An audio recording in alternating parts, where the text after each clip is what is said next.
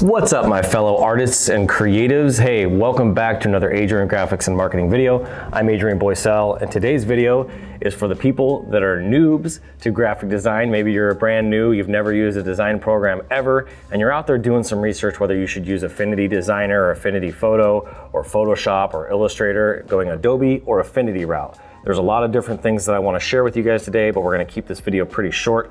But today is going to be mostly about you saving some money as a newbie in the graphic design field. How many of you guys like to save money? I know I do. The first and the biggest bonus to doing something like Affinity is actually being able to save some money. But you can get Affinity Designer for 50 bucks, and you can also get Affinity Photo for 50 bucks. And they even have an Affinity publisher as well for 50 bucks. So you could spend 100 to 50 to 150 bucks buying all of the Affinity programs that they have right now and be able to take care of most of what you would need and most of what you would use with Adobe Illustrator, Photoshop, and InDesign.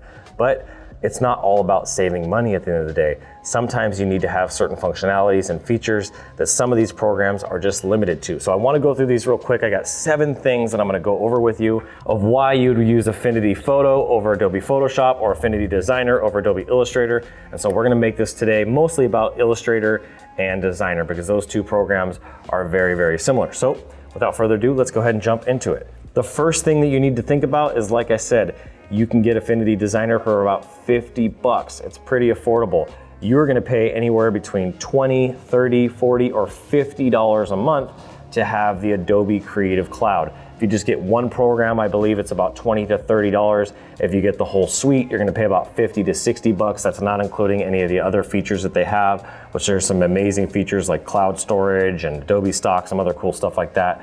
But it's much more affordable if you're a new designer and you don't have a lot of income coming in, you just to get the program, make the investment in the program, get yourself started, get familiar with a design program, especially if you've just been drawing on paper or drawing on some sort of an app and you wanna become more professional. This is a really great place to start, is Affinity. Now, the second thing about Affinity Designer that I like in comparison to Adobe Illustrator is the fact that it's easy to learn. The platform is super simple. All the icons are colored. Everything is really cleanly labeled. You can see everything very easily. And Adobe Illustrator can be really overwhelming. There's a big learning curve. I went directly from using Adobe Premiere and Adobe After Effects, which was really technical, to using Photoshop, which was a little bit easier for me. And then I hopped over to Adobe Illustrator and I was just like so overwhelmed. And so there is a pretty big learning curve because of all the functionalities and features that Adobe Illustrator has. And so you're gonna have a much easier time using Affinity Designer versus Adobe Illustrator. So I really wanted to make sure that you understand that. That's point number 2. Now, point number 3 is raster versus pixels. Hopefully you know what this is. As a newbie designer, this is very, very important. Pixels is just like it sounds. You're gonna have little pixels that are gonna make up an image. Thousands and thousands of pixels make up one image. 1920 by 1080, right? Those are pixels.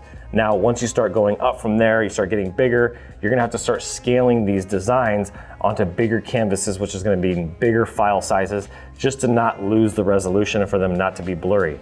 Now, with Affinity Designer, you're gonna be primarily working in vector versus pixels.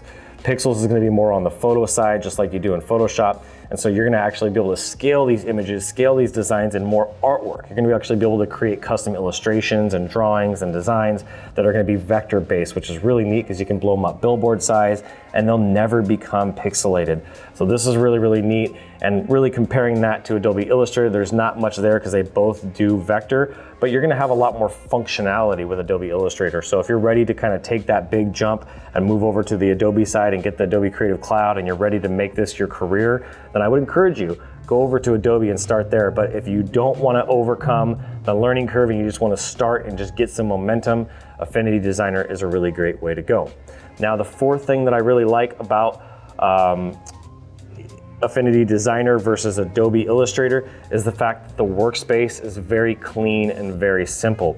You can't customize it as much as you can inside of Adobe Illustrator. There's tons of functions and features and windows and things you can turn off and on and display, but there's a lot less functions and features within the Adobe Designer. So I really want you to take that to heart, as you're really limiting the amount of functions and features you're gonna get with Affinity Designer.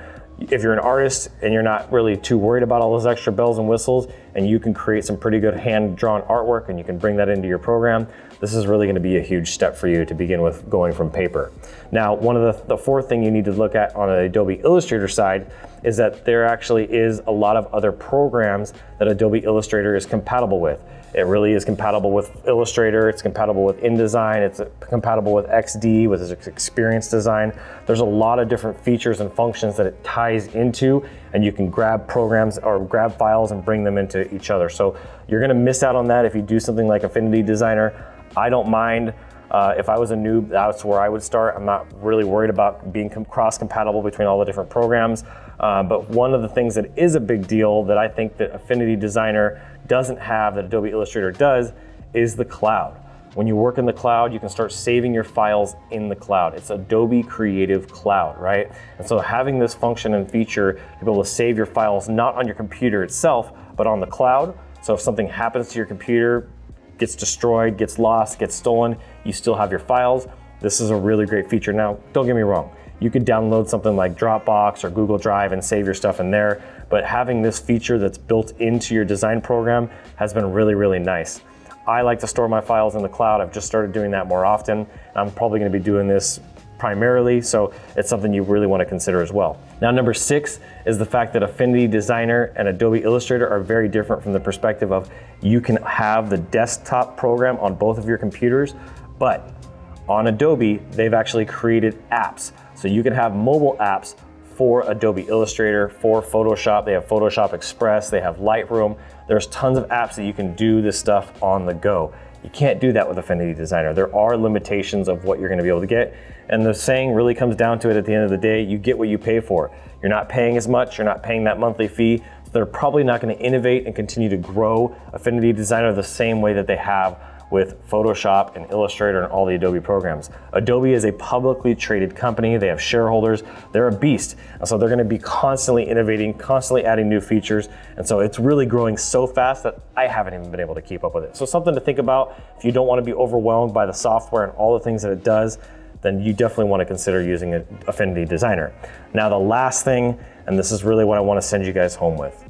Affinity Designer and Affinity Photo and Affinity Publisher is really created for the people who are new to the design industry, who just want to get their hands around a design program and not just be drawing on paper or using Paint or something like that, or some sort of generic Mac program. If you want a professional design software, Affinity Designer is a very, very good way to go, and I highly encourage you guys to just get that to start with. Now, if you're a pro and you already have experience using design programs, maybe Procreate or one of the other ones, it's time for you to upgrade and step up to the big boys plate and pay the money, okay? Stop complaining. I hear a lot of people, and you're probably gonna drop some comments about this, but stop complaining about the cost of Adobe Creative Cloud. I have multiple Adobe Creative Cloud memberships, and I have the add-ons. I don't complain about it. It's cost of doing business. My clients cover those costs. It doesn't come out of my own pocket, and I just try to save a couple bucks to pick up pennies is not worth it. So they're really both great options for you, but if you're brand new, I want you to just go over and check out Affinity, download that, get comfortable with it, and then you can upgrade once you got some money coming in to Adobe. So thank you guys so much for watching. I hope this was really valuable and gave you a ton of information to be able to go out and work with. And just remember, Adobe is the industry standard. So if you're doing anything outside of that, you're really gonna have a lot less resources, and that's part of why I wanted to make this video, and I'm doing some tutorials on Affinity. So thank you guys so much for watching. I look forward to seeing you guys on the next one.